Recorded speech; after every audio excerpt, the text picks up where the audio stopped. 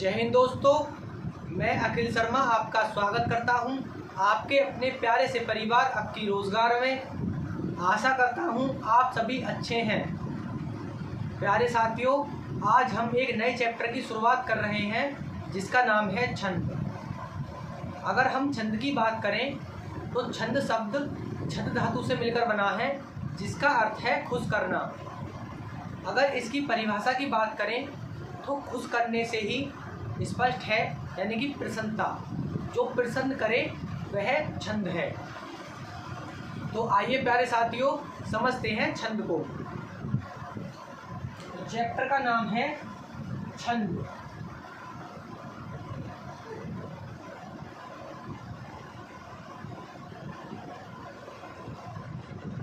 छंद तो लिखेंगे छंद शब्द छंद धातु से मिलकर बना है जिसका अर्थ है खुश करना। तो छंद के बारे में हम पहले छोटी छोटी चीजें जान लेते हैं, जैसे कि छंद शब्द छंद धातु से मिलकर बना है। छंद धातु से मिलकर बना है जिसका अर्थ है खुश करना। तो लिखेंगे जिसका अर्थ है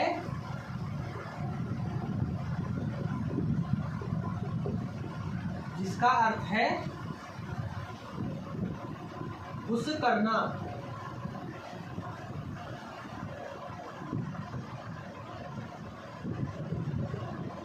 खुश करना। अगर हम छंद की परिभाषा की बात करें तो छंद की परिभाषा अनेक व्यक्तियों के द्वारा अलग अलग है, परंतु हम महर्षि पाणिनि के अनुसार छंद की परिभाषा देखेंगे। तो लिखेंगे छंद की परिभाषा किसके अनुसार? महर्षि पाणिनि के अनुसार। तो लिखेंगे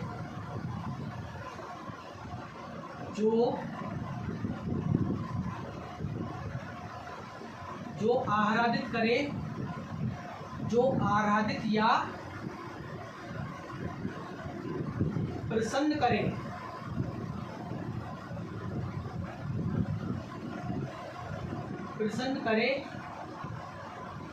उसे छंद कहते हैं। यानी कि छंद किसे कहते हैं? जो प्रसन्न करता है उसे छंद कहते हैं। यह परिभाषा किसके अनुसार है?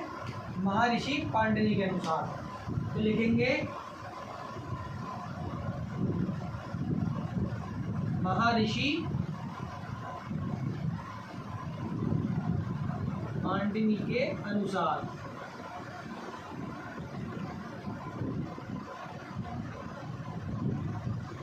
यानी कि वह जो प्रसन्न करता है छंद कहलाता है।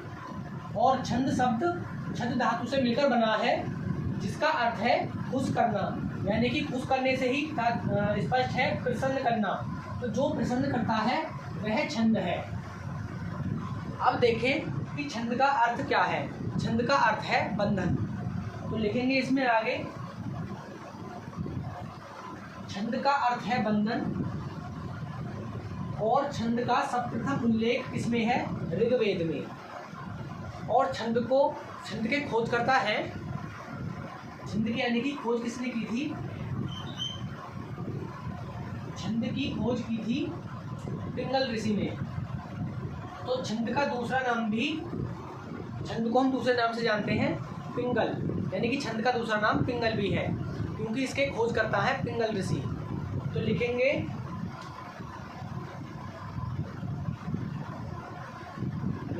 छंद का सर्वप्रथम उल्लेख, छंद का उल्लेख ऋग्वेद में है।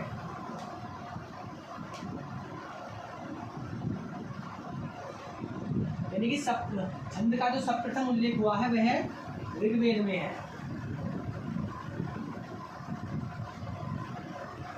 का उल्लेख ऋग्वेद में है। ऋग्वेद में है। और छंद का अर्थ है बंधन। छंद का अर्थ क्या है? बंधन, यानी कि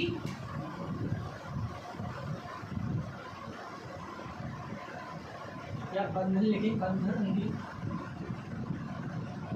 छंद का अर्थ है बंधन। और छंद की खोज पिंगल ऋषि ने की थी, इसीलिए छंद का दूसरा नाम पिंगल है। लिखेंगे, छंद की खोज पिंगल ऋषि ने की थी। छंद की खोज इसने की थी पिंगल ऋषि ने, पिंगल शास्त्र में। तो छंद की खोज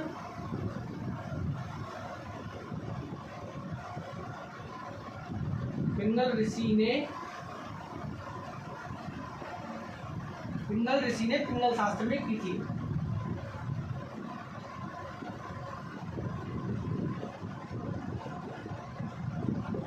ऋषि ने की थी और मतलब पिंगल शास्त्र में इसको लिखा की थी। और पिंगल शास्त्र में छंद को लिखा।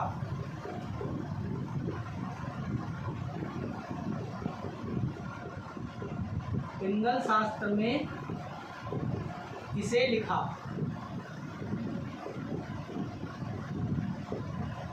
यानी कि छंद का उल्लेख सर्वप्रथम ऋग्वेद में है। छंद का अर्थ है बंधन। छंद की खोज पिंगल ऋषि ने की थी और इसे पिंगल शास्त्र में लिखा। इसीलिए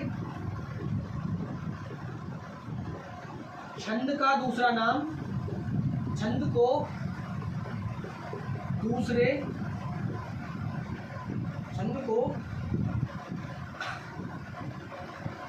का दूसरा नाम पिंगल है। छंद का दूसरा नाम पिंगल है।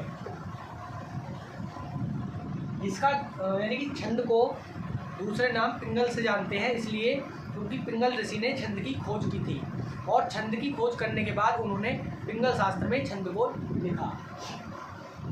छंद का सर्वप्रथम उल्लेख ऋग्वेद में है। अब देखते हैं छंद के अंग या अवयव। छंद के 7 अंग हैं। पहला वर्ण, दूसरा मात्रा, तीसरा गण, चौथा यति, पांचवा तुक, छठा गण, सातवां चरण, पद या पाद। तो देखते हैं 7 अंग को। मात्रा, वर्ण, गति, यति, तुक, चरण, पद, पाद और 7वां गण। तो हेडिंग डालेंगे छंद के अंग या अवयव। छंद के 7 अवयव हैं और वो कौन कौन से हैं देखते हैं। छंद के अंग या अवयव,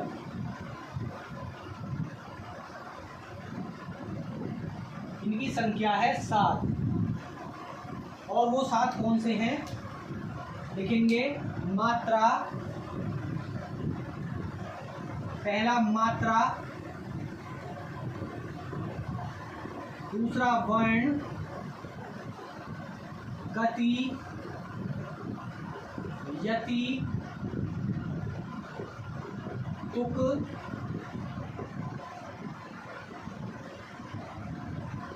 छठा चरण, जिसे पद या पाद भी कहते हैं, और 7वां है गण। यानी कि पहला मात्रा, वर्ण, गति, यति, तुक, चरण, पद, पाद या गण। गति यानी कि लय, यानी कि जो बात लय में हो। गति यानी कि लय, और यति की बात करें तो जहाँ विराम हो यानी कि रुकावट हो। और तुक की बात करें तो ताल, जहाँ ताल है। यानी कि छंद के 7 अवयव हैं। पहला मात्रा, वर्ण, गति, यति, तुक, चरण, पद, पाद या गण। गति जहाँ लय है यानी कि जो बात लय में होती है वह गति। यति यानी कि विराम, जहाँ रुकावट है। विराम यानी कि रुकावट है जहाँ पर। और तुक यानी कि ताल में जो बात कही जा रही है। चरण, पद, पाद और गण। तो अब हम समझते हैं छंद के अंग या अवयवों को, जिसमें से हम पहले समझेंगे मात्रा को। तो अब हमारी हेडिंग आएगी मात्रा। हमें 7 अंग समझने हैं। सबप्रथम हम समझ रहे हैं मात्रा को, यानी कि छंद के अवयव में सबप्रथम मात्रा। तो हेडिंग डालेंगे मात्रा।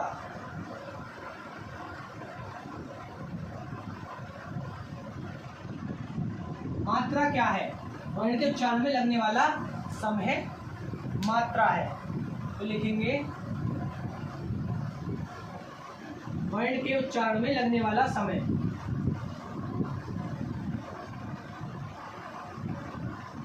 वर्णों के उच्चारण में लगने वाला या लगने वाले समय को क्या कहते हैं? मात्रा कहते हैं। मात्रा कहते हैं।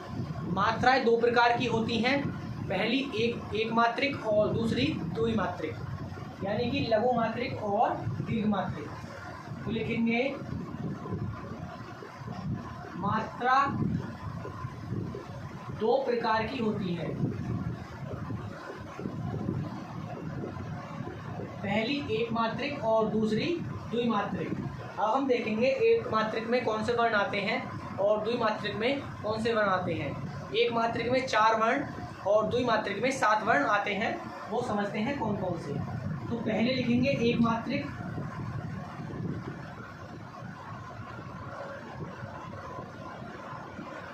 एक मात्रिक जिसका नाम लघु मात्रिक या ह्रस्व मात्रिक है।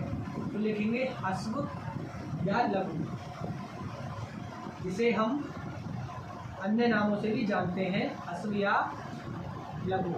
इसकी संख्या है 4। यानी कि हम पहले से जब हमने वर्णमाला पढ़ी थी तो हम इनको समझ चुके हैं कि इनमें कौन कौन से वर्ण आते हैं।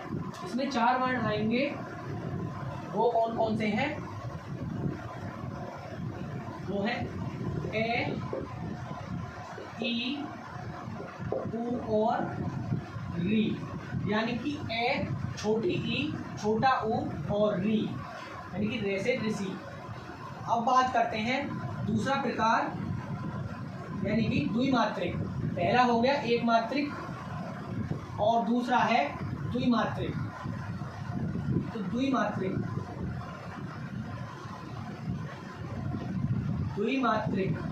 जिसे हम दीर्घ के नाम से भी जानते हैं। इसमें हमारे 7 वर्ण आते हैं। यानी कि स्वरों की संख्या है हमारी, जो 4 तो ये हो गए और 7 बचे। तो 7 के कौन कौन से आ जाएंगे? जैसे आ, ई, उ, ए, आई, ओ और औ। यानी कि 2 तो 4 तो 6 और 1 7। यानी कि स्वर की संख्या है 11 और 11 में से 4 हो गए ये और बाकी बचे स्वर की संख्या अलग, 4 ये हो गए और 7 ये हो गए। अब हम देखते हैं मात्रा हो गई। अब दूसरे में देखते हैं वर्ण को। डायरेक्ट डालेंगे वर्ण।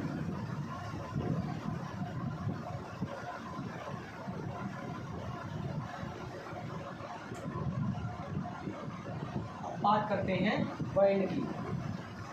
यानी कि मात्रा को हम समझ चुके हैं। मात्रा दो प्रकार की होती है, एक मात्रिक और द्विमात्रिक।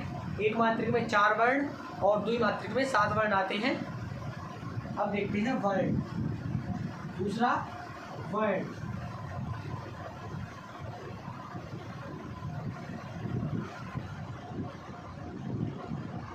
यानी कि मात्रा हमने पढ़ लिया और अब हम पढ़ रहे हैं वर्ण। और वर्ण की परिभाषा है एक स्वर वाली ध्वनि को। यानी कि वर्ण क्या है? एक स्वर वाली ध्वनि को वर्ण कहते हैं, चाहे वह स्वर दीर्घ या ह्रस्व हो। लिखेंगे एक स्वर वाली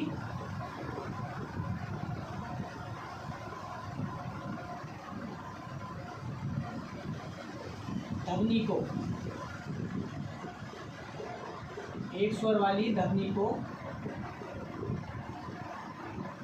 चाहे वह स्वर ह्रस्व या दीर्घ हो, यानी कि लघु या दीर्घ हो,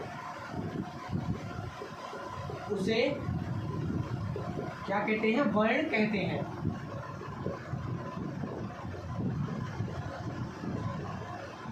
हम पढ़ रहे हैं वर्ण, और वर्ण में हमने जाना कि एक स्वर वाली ध्वनि को वर्ण कहते हैं, चाहे वह स्वर ह्रस्व या दीर्घ हो। जैसे अब हम देखते हैं कि इसमें एक तो होती है खड़ी पाई और एक होती है बिरतुल। यानी खड़ी पाई एक और बिरतुल दो में आती है। यानी कि खड़ी पाई को हम एक संख्या देते हैं और बिरतुल को 2 संख्या। तो अब हम समझेंगे कि खड़ी पाई में कौन कौन से वर्ण आते हैं और बिरतुल में कौन कौन से वर्ण आते हैं। तो सबसे पहले समझते हैं खड़ी पाई वाले वर्णों को। यानी कि खड़ी पाई में कौन कौन से वर्ण आते हैं। तो लिखेंगे खड़ी पाई।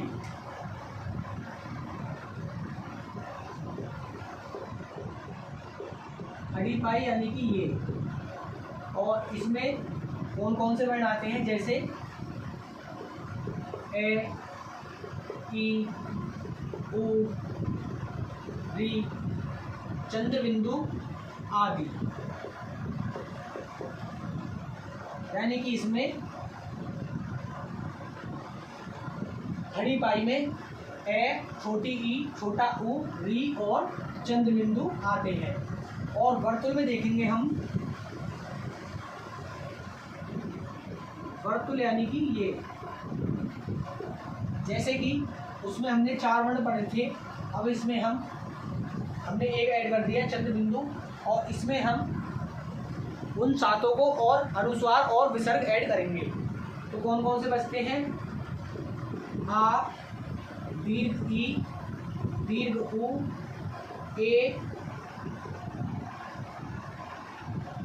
आई, ओ, औ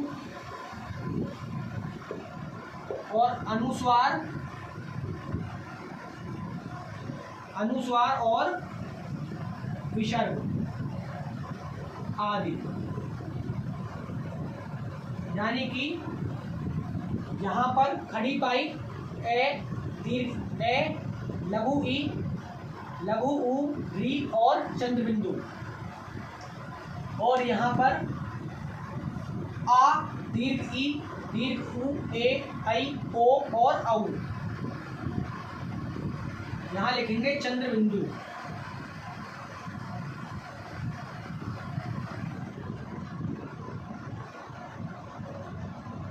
चांद बिंदु यानी कि चंद्र बिंदु।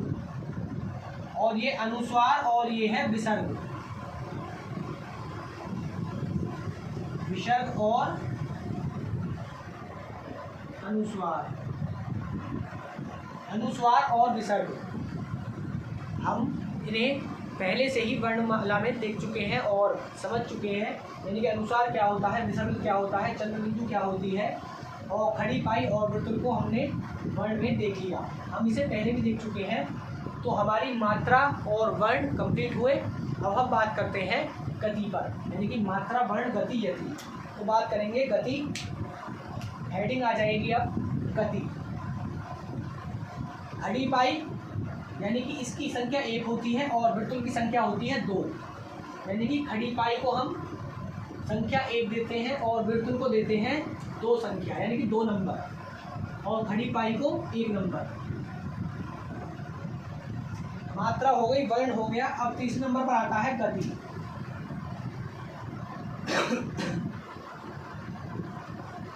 यानी कि गति, जहां पर छंद को पढ़ने पर गति हो।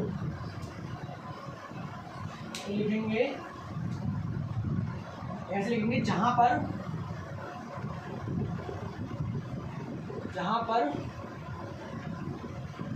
छंद को पढ़ने पर निरंतरता हो। जहां पर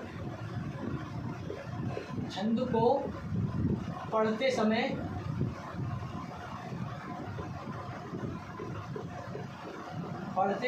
निरंतरता हो, वहां पर गति होगी। जहां पर छंद को पढ़ते समय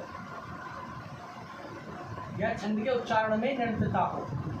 जहां पर छंद को पढ़ते समय, ऐसे कहते हैं, छंद को पढ़ते वक्त उच्चारण में जो निरंतरता होती है। जहां पर छंद को पढ़ते समय उच्चारण में, छंद को पढ़ते समय उच्चारण में निरंतरता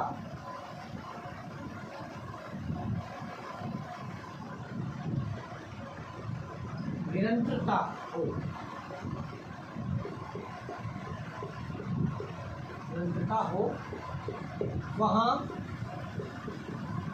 गति होती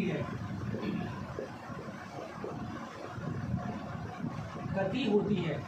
यानी कि जहाँ पर छंद को पढ़ते समय उच्चारण में निरंतरता होती है, वहाँ क्या होता है? निरंतरता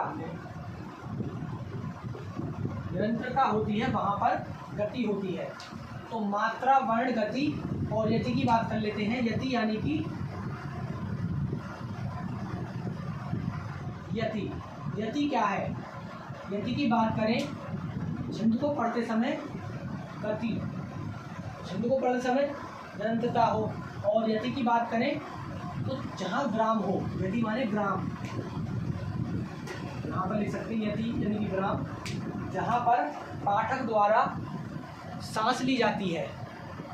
तो लिखेंगे, जहाँ पर छंद को पढ़ते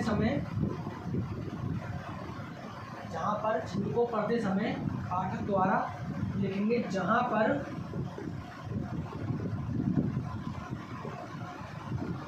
छंद को, ऐसे लिखें, जहाँ पर पाठक द्वारा किसी मात्रा या वर्ण पर सांस ली जाती है। लिखें, जहाँ पर पाठक द्वारा किसी मात्रा या वर्ण पर,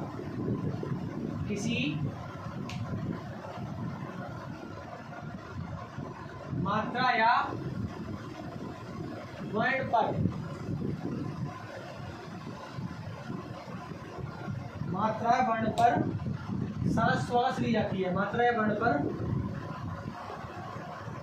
श्वास ली जाती है, यानी कि जो पढ़ने वाला है वो किसी मात्रा या वर्ण पर विराम यानी कि रुकता है, उसे यति कहते हैं। एग्जाम्पल में देखिए, जैसे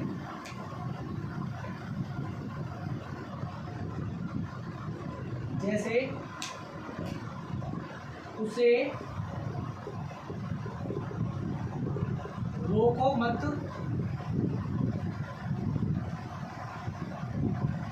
आने दो। और एक और वर्ण लिखें, उसे रोको मत, आने दो। यहाँ पर हमने दोनों सेम वाक्य लिए। अब हम समझते हैं यति कहाँ पर है। जहाँ पर मात्रा या वर्ण पर विराम हो, जहाँ पर रुके यानी कि श्वास ली जाए, तो यहाँ पर एक हम लिखते हैं उसे रोको, अल्पविराम मत आने दो, उसे रोको मत आने दो, यानी कि हमने अल्पविराम का प्रयोग किया यहाँ पर। तो हमें सांस ली यानी कि उसे रोको मत आने दो, उसे रोको मत आने दो, जहाँ पर पाठक द्वारा किसी मात्रा या वर्ण पर सांस ली जाए यानी कि विराम हो, विराम हो यानी कि रुके, वहाँ पर गति होती है, यानी कि गति जहाँ पर रुके नहीं, जहाँ पर विराम नहीं हो, एक गति में हो, और जहाँ पर विराम हो वहाँ, जहाँ पर रुके वहाँ यति होती है। अब हम समझते हैं तुक को, समझते हैं तुक। तुक क्या है, यानी कि हम मात्रा, वर्ण, गति, यति चारों को समझ चुके हैं। अब हम समझने जा रहे हैं तुक को। तो हेडिंग बनाएंगे तुक।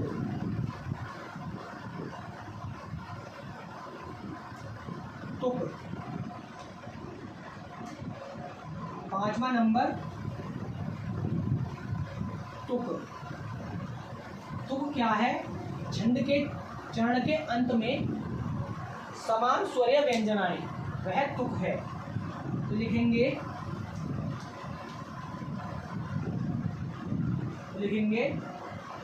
छंद के चरणों के अंत में, छंद के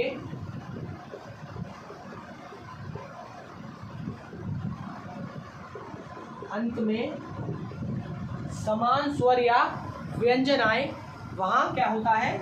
तुक होता है। समान स्वर या व्यंजन आए,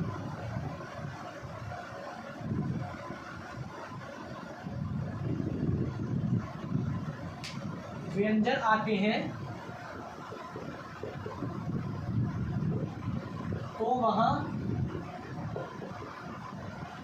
तुक होता है।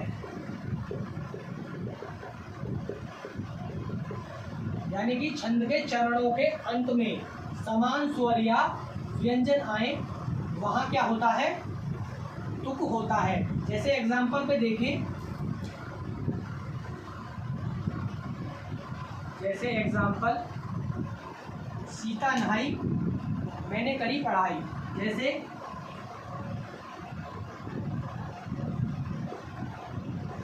राधा नहाई और मैंने करी पढ़ाई,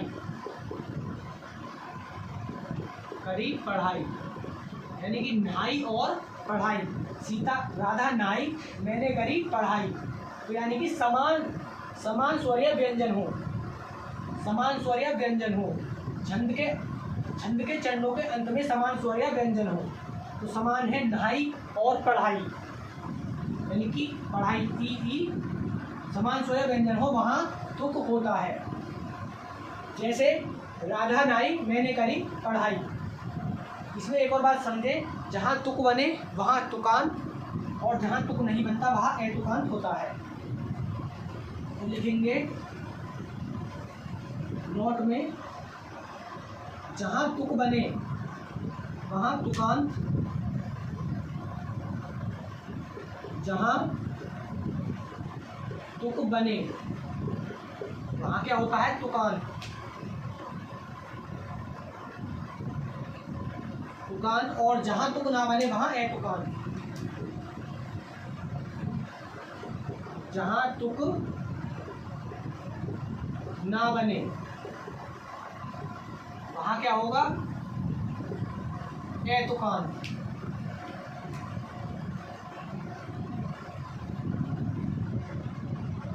एतुकान होता है। जहाँ तुक बने वहाँ तुकांत होता है, और जहाँ तुक ना बने वहाँ एतुकांत होता है।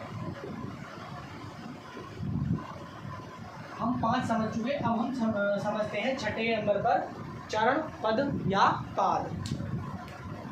तो हेडिंग बनाएंगे चरण पद या पाद।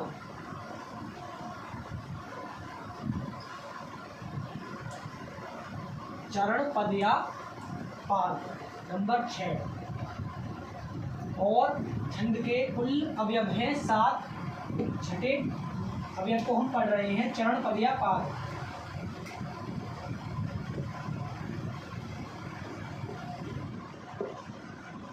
चरण पद या पाद नंबर 6। चरण पद या पाद। छंद के चरण में कुल 4 भाग होते हैं। तो लिखेंगे छंद के चरण में कुल 4 भाग होते हैं।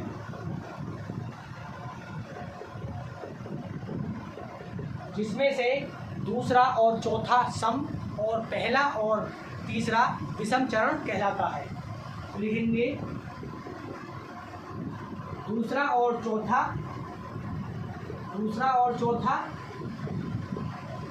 सम चरण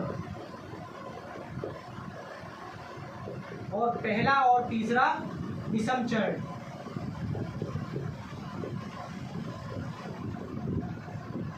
विषम चरण कहलाता है। यानी कि सम को समचरण और विषम को विषम चरण कहते हैं। और हमने जाना छंद के चरण में कुल 4 भाग होते हैं। जिसमें से दूसरा और चौथा समचरण और पहला और तीसरा विषम चरण होते हैं। अधिकतम 6 भाग और न्यूनतम 2 भाग होते हैं। इसे लिखेंगे अधिकतम 6 भाग। इसमें लिख सकते हैं कहीं पर भी अधिकतम 6, न्यूनतम कितने होते हैं 2 होते हैं।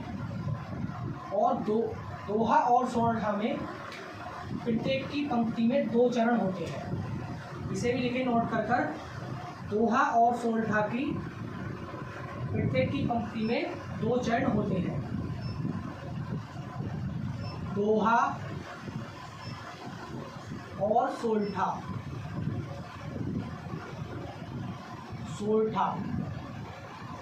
दोनों की पंक्ति में 2 चरण होते हैं।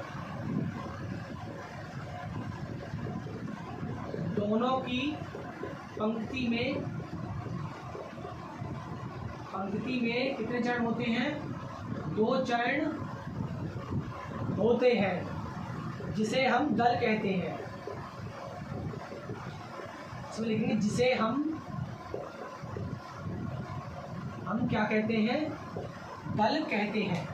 यानी कि दोहा और सोरठा की पंक्ति में 2 चरण होते हैं जिसे हम दल के नाम से जानते हैं।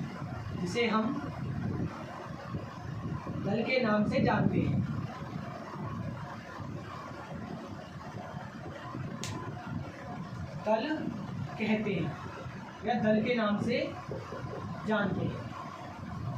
हमने समझा मात्रा को, वर्ण को, गति को, यति को, तुक को और चरण को, जिसे हम पद या पाद कहते हैं। अब हम समझते हैं छंद का लास्ट अवयव जो है गण, और ये बहुत ही इम्पोर्टेंट है।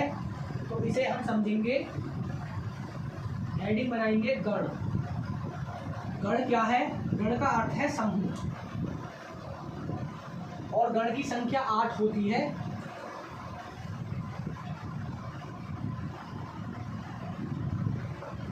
गण का अर्थ क्या है? गण का अर्थ है समूह, और इसकी संख्या 8 होती है। और गण 3 अक्षरों से मिलकर बना होता है। तो लिखेंगे गण नंबर 7। गण, इसमें लिखेंगे गण का अर्थ है समूह।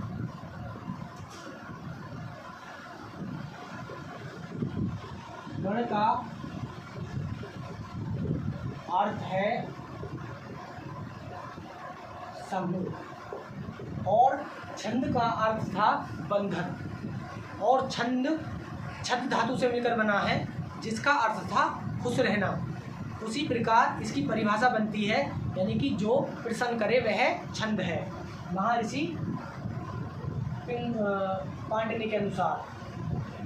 गण का अर्थ है समूह, पहली बात ये हो गई। और दूसरा, गण की संख्या है 8।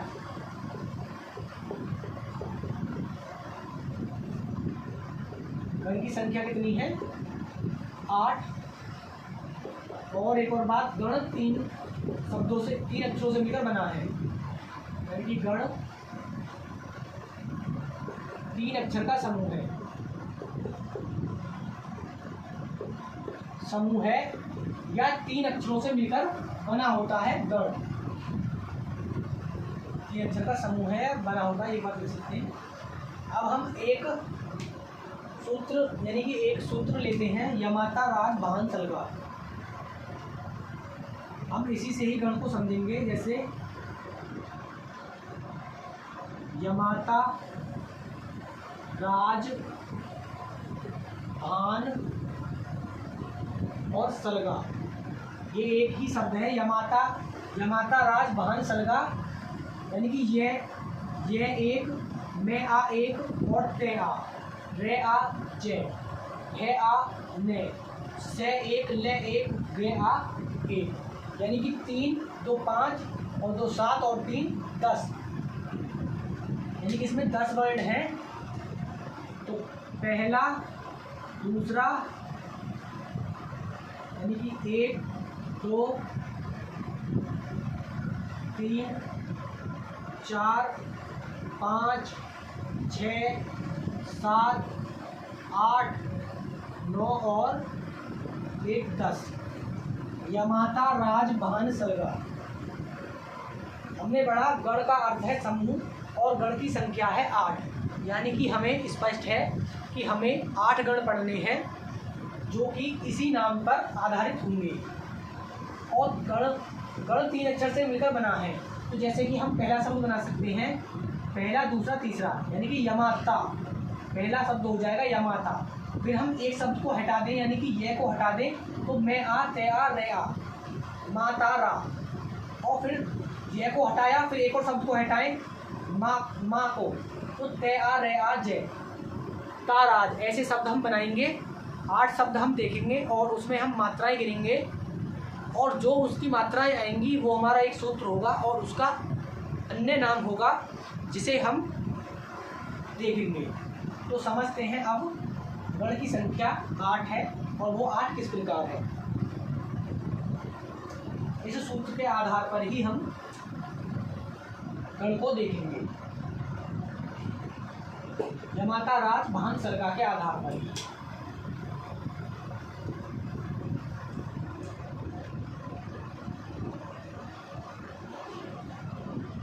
तो पहले हम सबसे पहले सूत्र को लेते हैं ऊपर, और इनकी संख्या 8 है, उसको भी लिखेंगे। पहले लिखते हैं यमाता राज वाहन सलगा। यमाता राज वाहन सलगा, यानी कि ये एक है, मैं आ, ते आ, रे आ, जे, भे आ, ने अलग, से अलग, ले अलग और गे आ अलग, यानी कि इनकी संख्या है 10। ये अलग, मैं आ अलग, ते आ अलग, रे आ अलग, रे आ एक हो जाएगा, जे एक हो जाएगा, भे आ एक हो जाएगा, ने एक हो जाएगा, से एक हो जाएगा, ले एक, गे आ एक, और टोटल इनकी संख्या है 8। 1 2 3 4 5 6 7 और 1 8। तो पहले पर आएगा, 3 शब्दों से मिलकर बना है, यानी कि 3 अक्षर होते हैं गण में। तो पहला अक्षर, दूसरा अक्षर और तीसरा अक्षर। पहला आ जाएगा यमाता। अब हम यमाता को तोड़ते हैं, तो यहाँ पर यह पूरा है, तो ये कैसे टूटेगा? आधा है, यानी कि आधे ऐसे टूटेगा, आधा ए प्लस ए, यानी कि स्वर छुपा हुआ है। यमाता में ये में यानी कि यमाता। तो आधा ये प्लस ए, आधा ये प्लस ए। फिर मैं को तोड़ेंगे, आधा में प्लस आ, में आ रहा है यहाँ पर, यानी कि एक है और प्लस एक है, हो जाएगा आ। प्लस क्या आएगा, आधा तय और प्लस आ।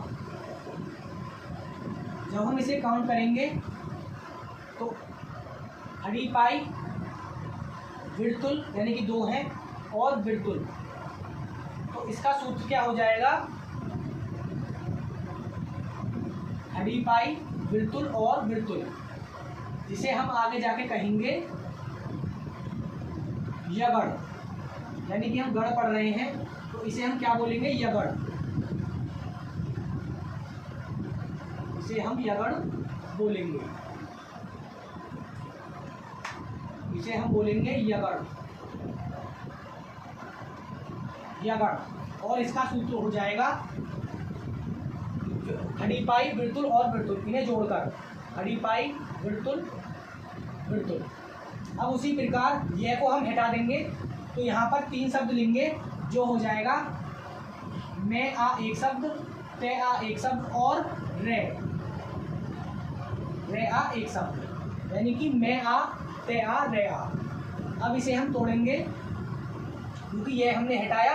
यहाँ से हम 3 शब्द देखते हैं, मैं आ एक शब्द है, ते आ एक शब्द है और रे आ एक शब्द है। तो आधा में प्लस आ, क्योंकि आ का डंडा, आधा ते प्लस आ प्लस रे, आधा रे और आ। अब यहाँ देखें तो यहाँ पर बिरतुल, यहाँ पर बिरतुल और यहाँ पर बिरतुल, तो ये हो जाएगा तीनों बिरतुल। और फिर यह यहाँ क्या हो जाएगा, मगड़।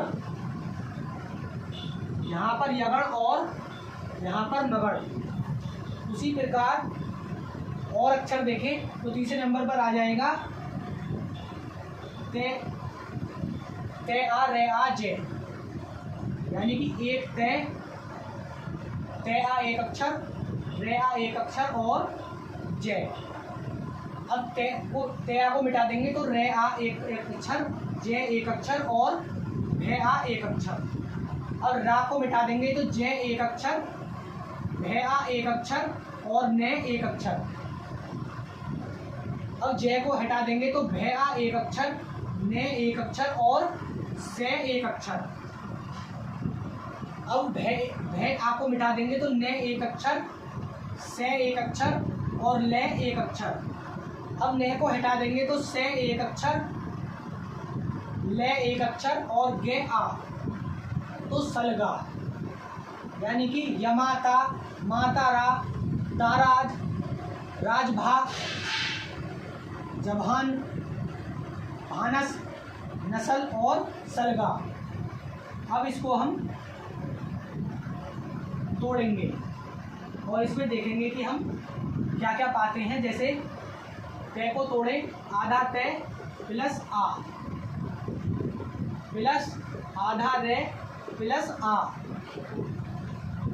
और प्लस आधा जे प्लस ए। क्योंकि यहाँ पर आ नहीं है, यहाँ पर ए है, तो ये हो जाएगा बिरतुल बिरतुल और बिरतुल बिरतुल और खड़ी पाई, बिरतुल बिरतुल और खड़ी पाई। और ये क्या हो जाएगा, तगड़ तगड़। उसी प्रकार आधा रे प्लस आ प्लस आधा जे प्लस ए प्लस आधा भे और आ। यहाँ क्या हो जाएगा, बिरतुल, खड़ी पाई और बिरतुल, यानी कि बिरतुल, खड़ी पाई और बिरतुल। और ये हो जाएगा रगड़, रगड़। आधा जे प्लस ए आधा भे प्लस आ और आधा ने प्लस ए। क्योंकि यहाँ आ नहीं है। तो ये हो जाएगा खड़ी पाई बिरतुल और बिरतुल, खड़ी पाई बिरतुल और बिरतुल, और इसका नाम हो जाएगा जगण। यानी कि जिस शब्द से जिस वर्ण से स्टार्ट होते हैं उसमें गण जोड़ देते हैं, क्योंकि हम गण पढ़ रहे हैं। जैसे जैसे स्टार्ट हुआ जय प्लस गण यानी कि जगण, रे से स्टार्ट हुआ रे प्लस गण यानी कि रगड़। भानस का देखें तो आधा भे प्लस आ क्योंकि भा है, प्लस आधा ने प्लस आ यानी कि ए, और प्लस आधा से प्लस ए। तो यहाँ हो जाएगा बिरतुल खड़ी पाई और खड़ी पाई, सॉरी बिरतुल खड़ी पाई और खड़ी पाई, बिरतुल खड़ी पाई और खड़ी पाई, और यहाँ हो जाएगा भगड़, गण के साथ भगड़। और नस्ल को देखें तो आधा ने प्लस ए, आधा से प्लस ए, और आधा ले प्लस ए। यहाँ हो जाएगा खड़ी पाई खड़ी पाई खड़ी पाई यानी कि 3 खड़ी पाई, और इसका नाम हो जाएगा नगड़।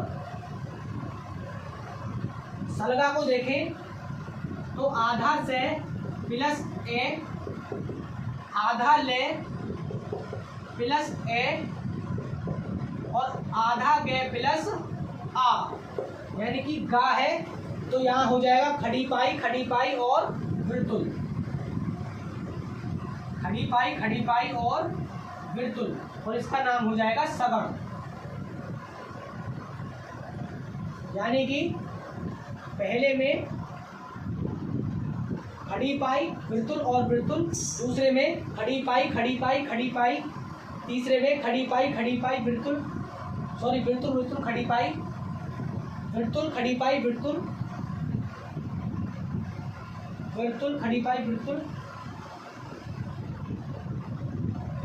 ए आ आ आ आ आ आ ए आ और आ, ये खड़ी पाई है और बिरतुल है, यानी कि ये वाले।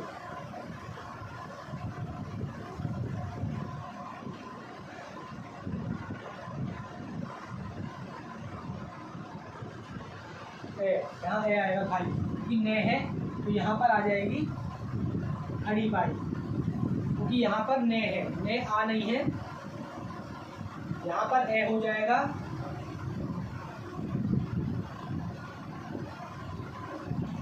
तो यहाँ पर इनका नाम हो जाएगा ये। अगर हम किसी शब्द को तोड़ेंगे और हमारा सूत्र यानी कि ये सूत्र है,